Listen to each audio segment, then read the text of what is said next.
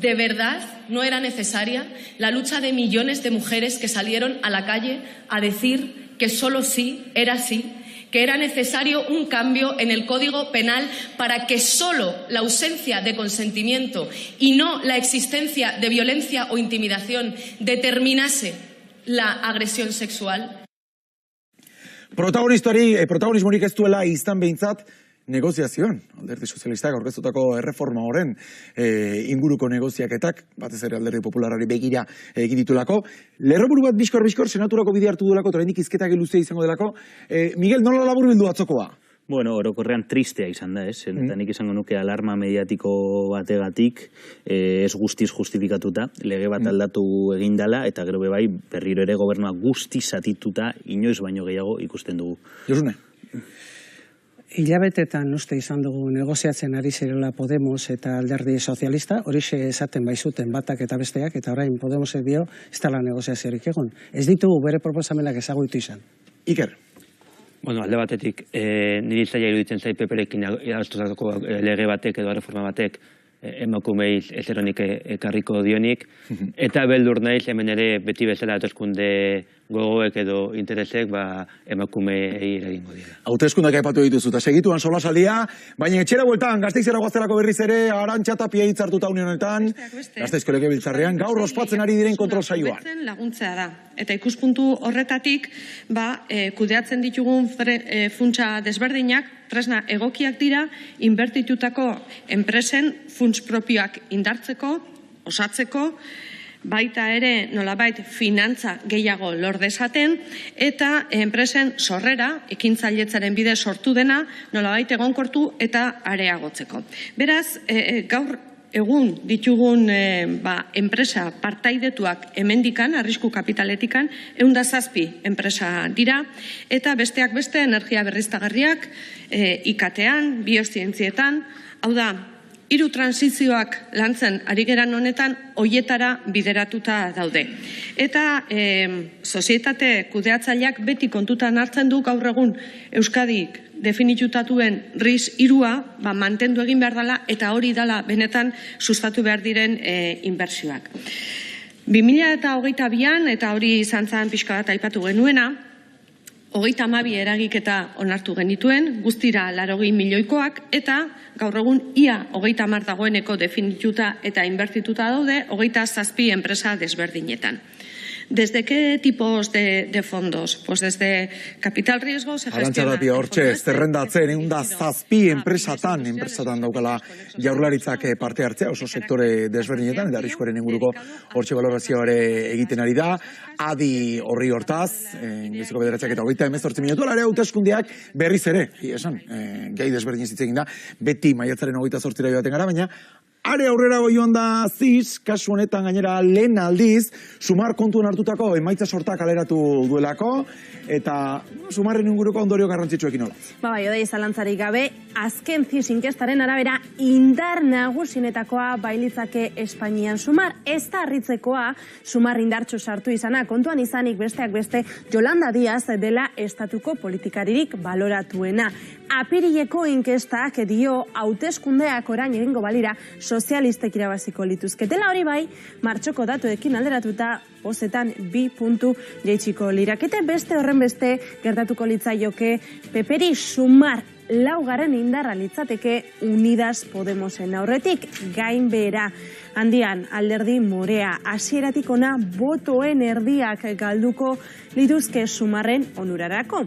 Baina, Díazen alderdiak eskuratuko lituzken babesak ez lirakete Podemosetik aldegindakoenak bakarrik, ezkerreko beste hainbat alderdietakoak ere bai. Alderdi Sozialistatik, Mas Paisetik, Konpromisetik, Benega eta EH Bildutik etorriko lirakete besteak beste.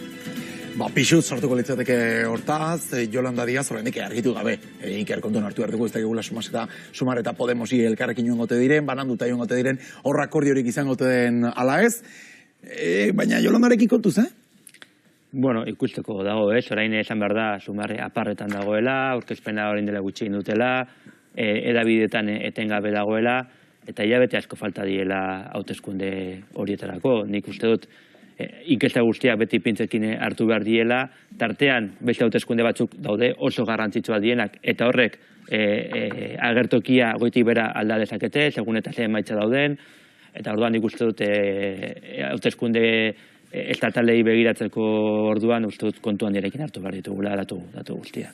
Alderdi sozialistari hasiera batean eta lehen inkestek emandako datuetan segulako berakada aurre ikusten zelako, 2 puntuko galera, hor kontuan hartuta, sumarren botoak ere gehitu beharko genizkiokela. Bai, baina, nik azteko ez inola ere sinisten zizao, ez? Eta datu hauek, ez diot, inolako sinez gerritasuna emoten. PSOEren datua iruditzen zait broma bat oso altu dago, ez? Eta ikusten badituzu beste inkesta pribatuen datua askoz beherago dauz eta alderdi popularra gainetik, eta nik, nire ustez hori da gehiago errealitatea zizau baino. Amarrako gehutxi, Gasteizko Legebiltzarrera ingo dugu sartu atera bat, Maialen Iriarte Osakidetzari buruz, galdera Urkullu lehendakaria berari planteatu. Zentzun ingo dugu? Horregatik galdetzen dizut zein dan zure iritzia Osakidetzaren egoera orokorraz. Eskerrik asko. Eskerrik asko Iriarte Anderea, erantzuteko lehendakari jauna, zurea da hitza. Hortxe, azken txamban harrapatu dugu, planteatutako eta ondoren erantzun hori ere zuzenean jasoko dugu, zizeko inkestak berriz ere mai gainera ekarrikita.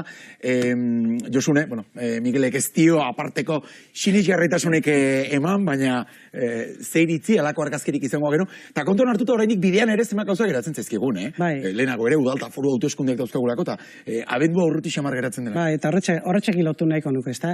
Kasualidadez nik zizen telefono deia jaso nuen. Eta galderak entzunda, pentsatu izan nuen, beste askok bezala, ni jaso nuen dei horretako galderak ikusita, noraino konturatuko zen entzulea, eta beraz iritxe ematera joiana, zein hauteskundez ari zen galdetzen ziz hori. Orduan,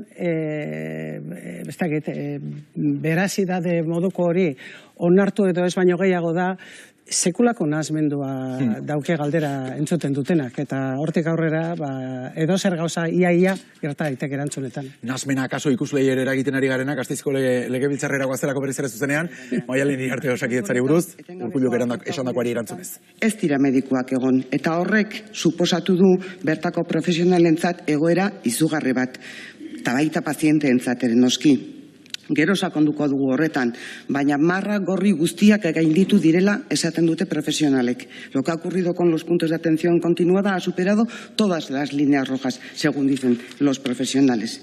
Nik ez dakit zuk zer esan izan nahi zenuen irailean gai honen inguruan herri akordio bati buruz hitz egin zenunean. Esaten zenuen, un acuerdo de país en torno a la atención primaria de Osakidetza.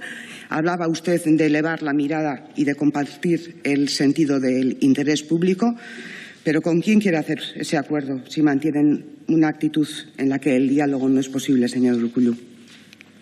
Y luego nos presentan los centros de salud virtuales para atender a los pacientes en diferido. Que no sé si son minutu Osakidetzari buruz, kontrol saio honetako bigarren gaia esandakoa, horrerantzan ere, beste arretagune batzuk ere badaudelako, eta ez dakigu tarteka marteka saiatuko garelako Etxebizitzaren legearen inguruko baloraziorik ere jasotzen, Euskadiko ikuspegia mantenduta, 10 laurden gutxi ia, gaur egunon Euskadin gurekin daukako Euskal Herria Bilduren diputatuen kongresuan Mertxe Aizpuru Andrea, egunon. Egunon.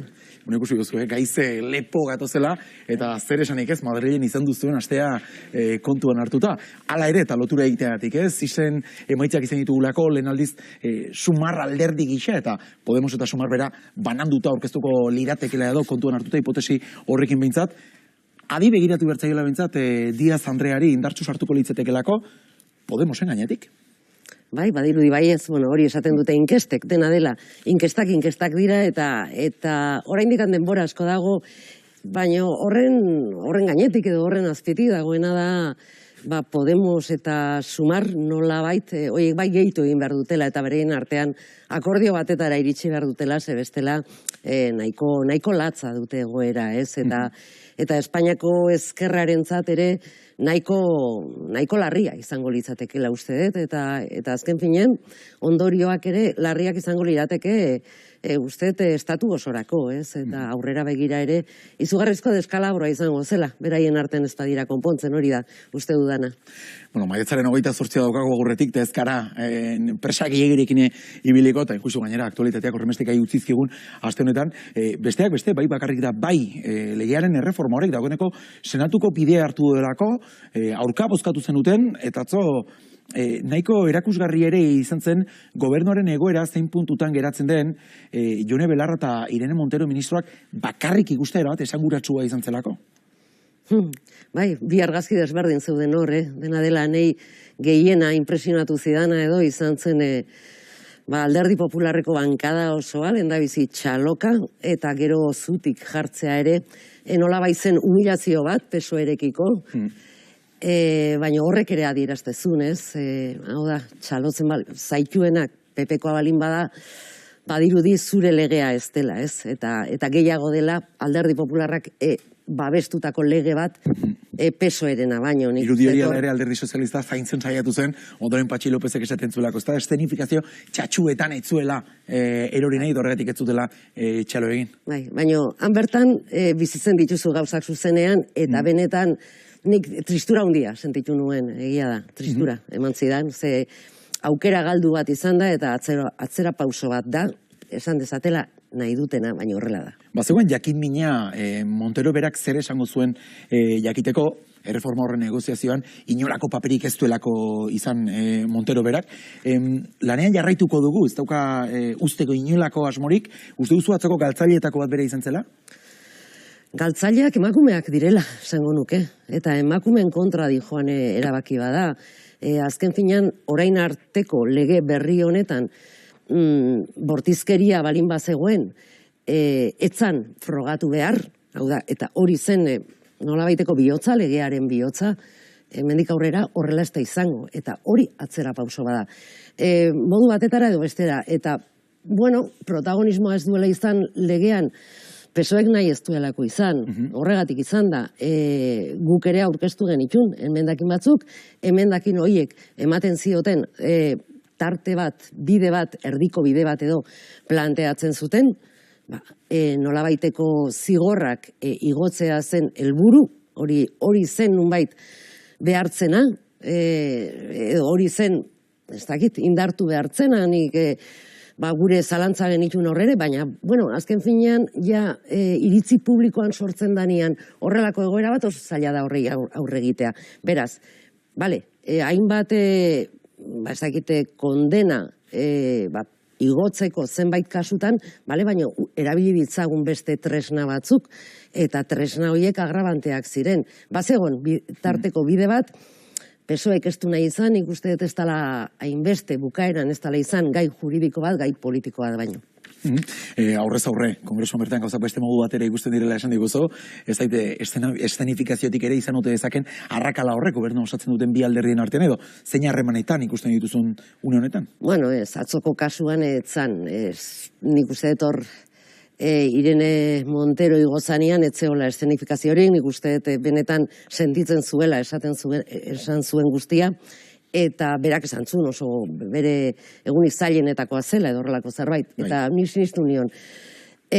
Hortik aurrera, nik uste dut gauzak bideratuko direla, hau da, ibilbide katramilatxu honetan, gobernu honek izan duen katramilaz betetako ibilbide bat izan da, baina, bueno, nik uste dut bukatuko dela legegintzaldia, eta aurrera jarraituko duela. Beste kontuetako bat, eta adostasuna, Euskal Herria Bilduk Esquerra Republikanarekin batera adostuta etxe bizitzaren legean izan da, atzo batzordean argi berde eman da, sorpresaz harrapatu zintuen EAJaren abstentzioak?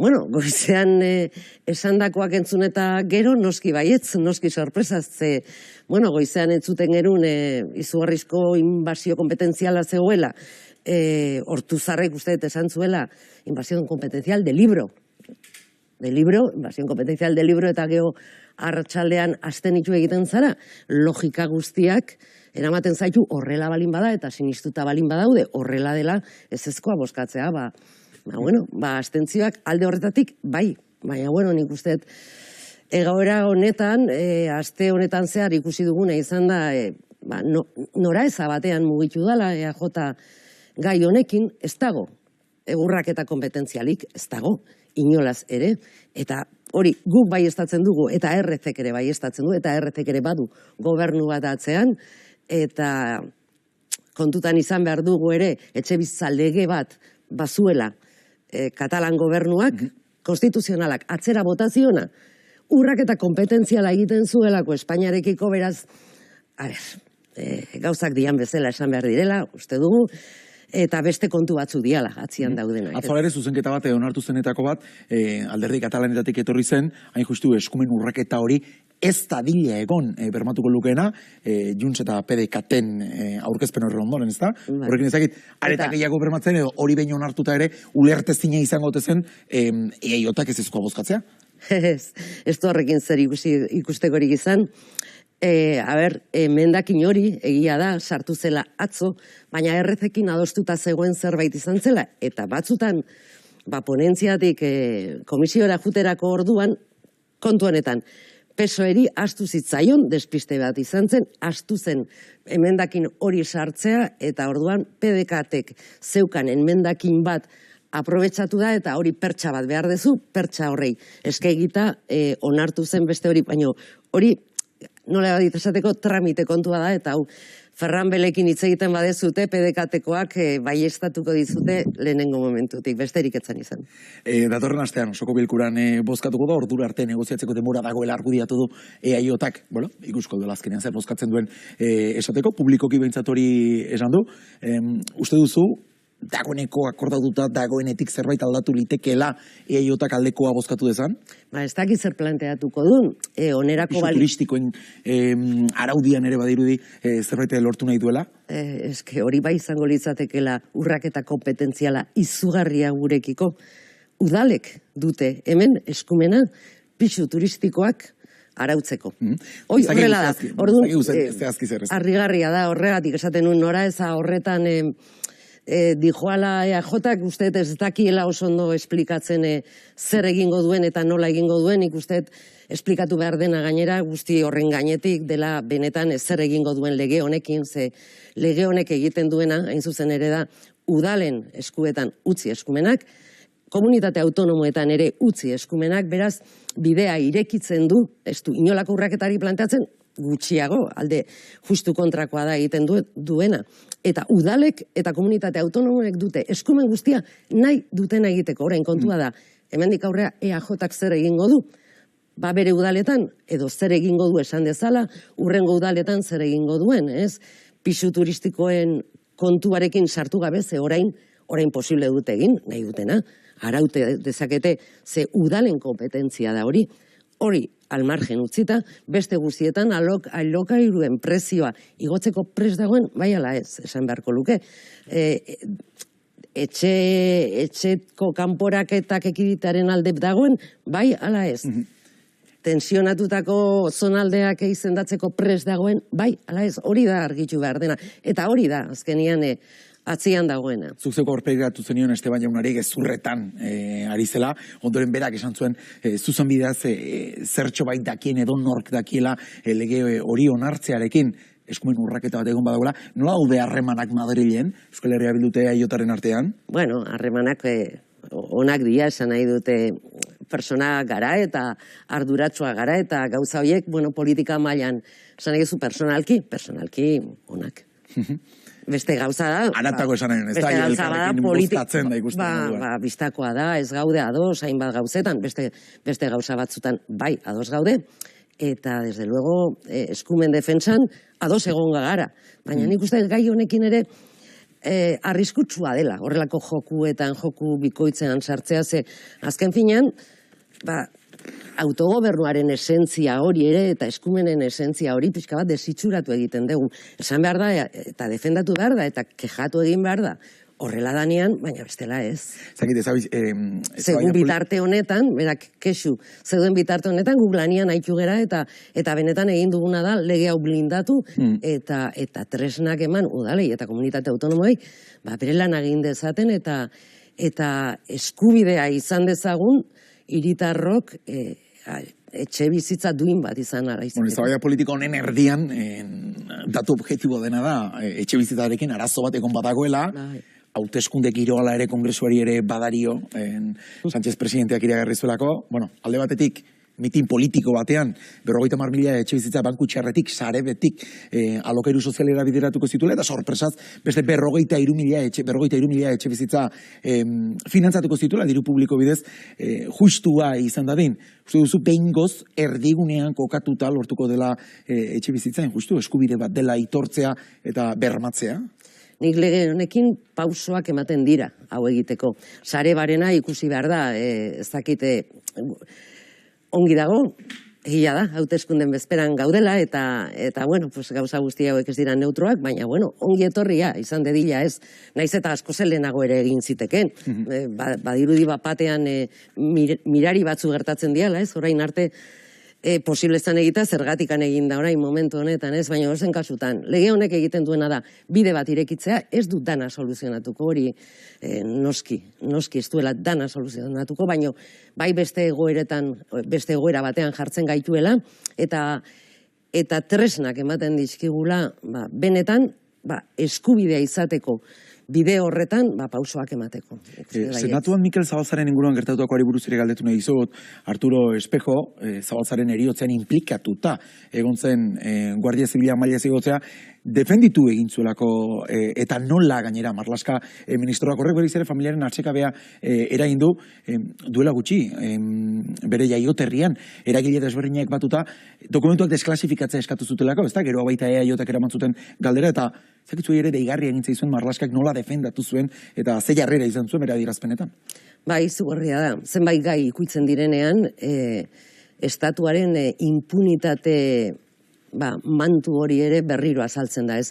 Eta noski mingarria dela, ez? Mingarria da, barne ministro batek horrelako deklarazioak egitea eta inolako kupidari gabe egitea, ez? Hor bai ez duela pentsatzen Mikel Zabalzaren familian, ez du ingurukoen, eta ez da eskubideetan ere, ez? Ez du horrelakorik pentsatzen esan zuena, salagarria da, benetan. Hemen izan dugu aste honetan eztabaida gai eta askotan iritsi garen ondorioa da, berak esaten duela, ezta, sententziarik ez dagoela, urpeiratu egiten zenia urte guzti hauetan on dauden, ia zergatik ez duen kaso sekretu ofizialen bilduma horretatik ateratzen eta transparentzia zerakusten zer gertatu zen. Uste hurbilago egon gaitezkela horretatik edo une honetan ez da posible hori? Nik uste momentu honetan ez dela posible, ja, legegintzaldia bukatzea dago, hilabete batzuk falta dira, guk saiakera guztiak egingo ditugu eta alba da eta egokitzen balin bada, noski baietz horren alde egingo genukela eta uste horretan saiatu behar dela, baina, bueno, baita ere objektibo tasun pixka baten ikin ikusi eta nik uste legegintzaldi honetan ez dela lortuko, ez? Naiz eta bete beharra izan beharko zuen, ez? Espainian, azken finean, Espainia demokratizatzeko, oraindik pauso asko eman behar dira, oraindik asko falta da, tarte luzea du, tarte zabala du hori egin alizateko Espainiako gobernuak, eta hori sekretu ofizialen legea aldatzea, horietakoa da. Memoria demokratikoaren legeari tanborrotxak emateko, lerburu garrantzitsuak ere bilatzen ari da Espainiako gobernua, Primo de Rivera gaizki deitute egon den erorien aranetik, astelenen bertan aterako dutela iragarri ostean, uste lerburu potoloetatik aratago behar bezala ari direla lanean?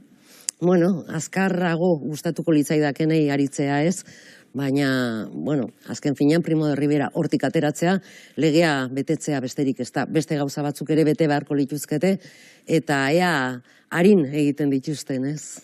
Gauza asko daude egiteko egia da. Bueno, pixkanaka, maiatzaren 28 hurbiltzen ari gara, pentsatzen dut asteko denbora gehiena Madrilen pasako duzula, eta ia kongresotik bertatik udalta foru hauteskundeak nola ikusten diren?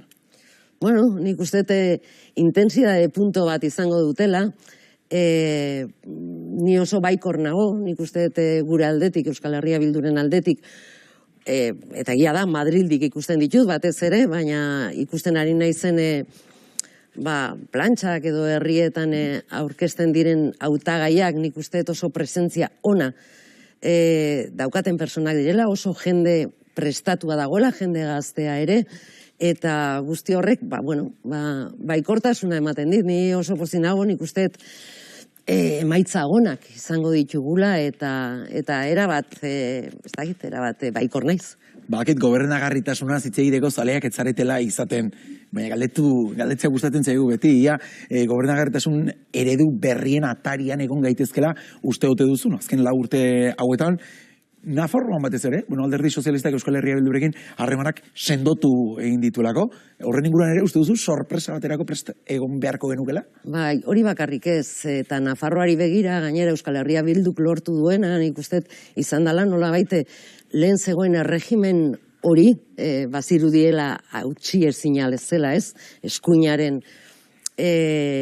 protagonismo hori eta kontrolpean mantentze hori, nolabait, austura bat edo behintzat olako zista sartzea lortu da, ez? Eta 4 urte hauek horren adibide izan dira. Nik uste dut bide hortan jarraitzeko aukerak daudela, eta hainbat tokitan, bai, gobernabilitatea, guk azken finean ez da, ez zaigula gustatzen gobernabilitateari buruz hitz egitea, kontua da, emaitzak ikusi behar direla eta horren arabera egingo diala, baina edozein kasutan, herritarren alde egingo dugu beti eta toki haietan, ez dakit, aurrera pausoak emateko beta edo tartea irekitzen den hoietan, guk beti horren alde egingo dugu, horrela egin dugu, azken finean gure aldetik uste segida ematea izango dela gu gauden herrietan, eta nik nire herria asko ezagutzen dut, neria delako, eta bertako alkate izan itzelako, politika aurrerako jakera ematen dira, eta nire herrian bezala beste hainbatetan, ez, eta horrek eredu aldaketa bat planteatzen du, herrietatik egin behar da, eta herrietatik asko egiten ari da. Nik aitortu ingo dizute, politikari batek baino gehiago esan didala, ez zaiola gustatzen gobernagarritasunaz hitz egitea, horretik planteatzen izun. Amaitzeko behala ere, eredu edo formula desberdinez ere planteatzen izulako galdera, ia uste duzun, alderdi sozialista EAJarekin erosoago dagoela, etorkizun hurbil bateko EH Bildurekin akordioak egitea baino. Bueno, bere erosotasun horretan dagoela momentu honetan ikusten da, ez? Ez dakit gerora berigira zer gertatuko den, hemen politikan, gauzak aldatzen dira segun eta nola dauden gauzak, ez? Eta, bueno, gauza batzutan eroso dago, hemen oso eroso, Madrilen ezain eroso aste honetan, adibidez, bueno, politika horrela da, ez luke horrela izan behar, nik uste gauzak argiago izan beharko liratekela, alde guztietatik, eta horrek gainera lagunduko zuela, ere, jendearen impresioak jasotzerakoan, edo behintzate, jendeari errespetu bat izango litzatekela ere alderdi bakoitzak esatea zer egingo duen, nola egingo duen, eta ze planteamentuak eramango ditun aurrera, ez? Eta horretara ere ez gaude ohituta guk egiten dugu eta jarraituko dugu horrela egiten, baina nik uste hori ere politikaren mesederako izango dela. Herritarren mesederako ere bai, noski baino, politikarentzat ere bai. Aurre kanpainan da kanpainan, Euskadin ikusko zaitugu?